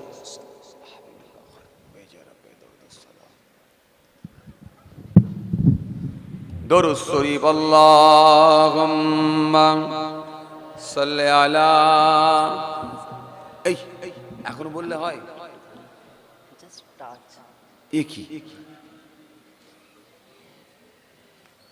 এখন বললে হয় আপনি আগে তো আমাকে বলবেন আজকে নয় সেদিনই বলা ছিল সেদিনের কথা মনে থাকে আমি তো আজকের কথাই ঠিকঠাক মনে রাখতে পারিনি এত চাপের মধ্যে থাকি কি হয় বলেন দেখি চাঁদা কেন লাগবে এই তো প্যান্ডেল নেই জেনারেটর নেই আলো নেই না আলোটা আছে আর জেনারেটর আছে চেয়ার তুলে দেবো চেয়ার এই না এইরকমই ঠিক আছে কোন সুন্দর হাওয়া টাওয়া আসছে এই ঠিক আছে খোলা পাকা চলেন কি হবে বলো দেখিনি ভাইরা কেউ আছেন বিরিয়ানি হবে নাকি এবারে কি হয়েছে লাড্ডু সে কি বলে না দিল্লি কা লাড্ডু না কি বলে লাড্ডু দিয়েও চাঁদা 4 বছরে বিরিয়ানি হবে আছেন কোন মানুষ আছেন কোন আল্লাহর বান্দা, বড় মনের ব্যক্তি, খোলা মনের মানুষ, ফার্স্ট বলতে পারবেন যে ইনশাআল্লাহ বিরিয়ানির জন্য আমি 25 কিলো চাল দেবো? মাশাআল্লাহ মাশাআল্লাহ মাশাআল্লাহ, দেনেওয়ালা আছে। হাওড়া জেলার লোকেরা নাকি খুব বড় লোক শুনেছি, ডিজাইনের নাকি মোটরসাইকেল চাপে শুনেছি। কুমিরমোড়া, ভগবতীপুর এলাকা, কিন্তু এই এলাকাটা কিরকম আমি অতটা জানি না। তো ডিজাইনের সব মোটরসাইকেল, সাইলেন্সার খোলা, ভাঁ ভুঁ করে ছোটে, চুলের ডিজাইন আলাদা থাকে। এখানে চুলের ডিজাইন তো খুব বেশি দেখতেও পাচ্ছি না কারো, সব তো সিস্টেমের মধ্যেই আছে দেখছি। না একটা দেখতে পাচ্ছি চুলের ডিজাইন আছে। চলেন চলেন, বেশি হবে না, অল্পই ঠিক আছে, বেশি বললে অসুবিধা আছে। চলেন, মাশাআল্লাহ সব ভালো মানুষ আপনারা। না, নিয়ম মাফিকই চলা দরকার, কথা ঠিক কি না? এই যারা চুলের ডিজাইন দিয়ে কাটে এগুলো ভালো নয়, এগুলো ভালো নয়, কারণ এগুলো নবী আনা সিস্টেম নয়। নবী শিখিয়েছে চুল তোমরা কাটো জুম্মা, লিম্মা, ওফরা, 3 রকম ভাবে চুল কাটো। এই 3 রকমের এক রকম যদি চুল কাটতে পারেন, আল্লাহ রাব্বুল আলামিন খুশি হয়ে গিয়ে সেটা নবীর সুন্নত হিসাবে কবুল করে দিতে পারে। একটা চুল কাটলেও নেকি পাওয়া যায়, জানেন আপনি? একটা কি, চুলের মাপকাঠি সমান রাখতে হবে। আর পেছনে যে এইটা দেখতে পাচ্ছেন, এই যে কানের লতি পর্যন্ত চুল ঝুল থাকবে। দ্বিতীয় নম্বরে কি, এইরকম নিচু হলে পিছনে দেখবেন একটা উঁচু হাড় দেখা যাচ্ছে, হাড়। রোগা লোকেদের খুব ভালো বোঝা যায়, এরকম নিচু হলে একটা হাড়। এইখান পর্যন্ত চুলের ঝুলটা থাকবে, যেটাকে আমরা বাঁপড়ি চুল বলি, এটা সুন্নতি চুল। আর একটা কি, এই যে কানের লতি বরাবর যে চুলের মাপকাঠি ঝুল, আর এই যে হাত, এর মাঝামাঝি মিডিল পর্যন্ত চুলের মাপকাঠি থাকবে, পেছনে ঝুলটা থাকবে। আর ওপরের চুলের মাপকাঠি সব সমান থাকবে। এই হলো 3 রকম ভাবে চুল। এর এক রকম যদি চুল কাটতে পারেন নবীর সুন্নত মনে করে, আল্লাহ রাব্বুল আলামিন চুল কাটার দরুন আপনার নেকির খাতায় একটা নেকি দিয়ে দিতে পারে। কথা বুঝতে পারছেন? যাই হোক, আমি সুন্নত নিয়ে পূর্বের ক্যাসেটে আলোচনা করেছি, পারলে আপনারা শুনবেন। শুধু সুন্নতের উপরে আলোচনা আছে, ওখান থেকে অনেক কিছু শিখে নিতে পারবেন ইনশাআল্লাহ। পূর্বের ক্যাসেটে যদি আলোচনা শোনেন আপনি পেয়ে যাবেন একটা ছেলের ওপরে তার বাপের করণীয় কাজ কটা, করণীয় কটা, হক কটা, অন্তত 14টা হক আদায় করতে হবে একটা ছেলের ওপরে তার বাপের।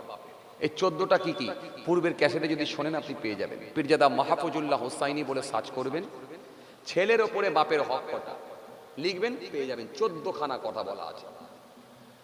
অন্তত 2.5 থেকে 3 ঘন্টা আলোচনা করা আছে ডিটেলস। কেন? ওই ছেলের যদি 14টা হক আদায় করেন, ছেলে আর কোনোদিন বাপকে হাইব্রিড ঘুষি দেখাবে না। হাইব্রিড ঘুষি মারছে কেন? তো 7 বছরের ছেলেকে বাপ বিড়ি আনতে পাঠিয়েছিল, মারবে না তো কি করবে? এগুলো বর্তমানে হচ্ছে না, হয়নি? হচ্ছে।